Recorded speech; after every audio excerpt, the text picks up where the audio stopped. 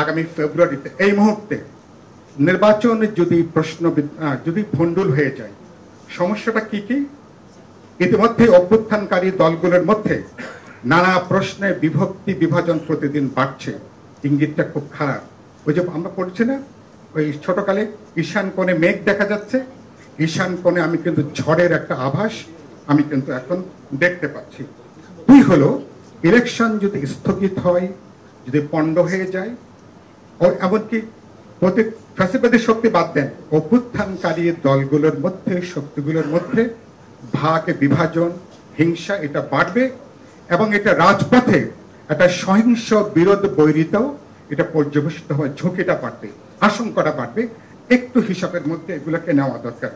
দুই হচ্ছে, আমি প্রায় বলে আসছি গত কমাস ধরে একটা সামাজিক নৈরাজ্য এখন চলছে। এই নৈরাজ্য খুবই দ্রুত দলগুলোর মধ্যে যখন বিভক্তি বিভাজন বাড়বে, সামাজিক নৈরাজ্য ইমিডিয়েটলি একটা রাজনৈতিক নৈরাজ্যে এটা টার্ন নিতে পারে। সে ব্যাপারে আমি খুবই উদ্বিগ্ন, আমার খুব গভীর একটা আশঙ্কা আছে এবং এ ধরনের একটা পরিস্থিতি তৈরি করবার জন্য দেশের ভেতরে, আমাদের সীমান্তের চারপাশে অনেকে কিন্তু অপেক্ষা করছেন। সেই সুযোগ আমরা প্রকারান্তরে করে দেব কিনা, তাদের জন্য জমিন তৈরি করব কিনা, খুব গভীরভাবে এটাকে বিবেচনার মধ্যে নেওয়া দরকার। এ ব্যাপারে শেষ আমার বক্তব্য হচ্ছে, বাংলাদেশ গভীর একটা নিরাপত্তা ঝুঁকির মধ্যে আছে।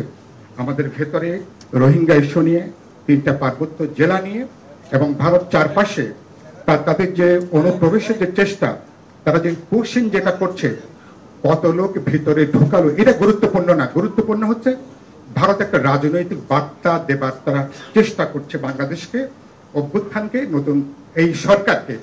তার মানে হচ্ছে যে কোনো সময় নির্বাচন বিলম্বিত হওয়া, পণ্ড হয়ে যাবার মধ্য দিয়ে পুরো অভ্যুত্থান অর্জনটা পণ্ড হয়ে যাবার আশঙ্কাটা বাড়বে।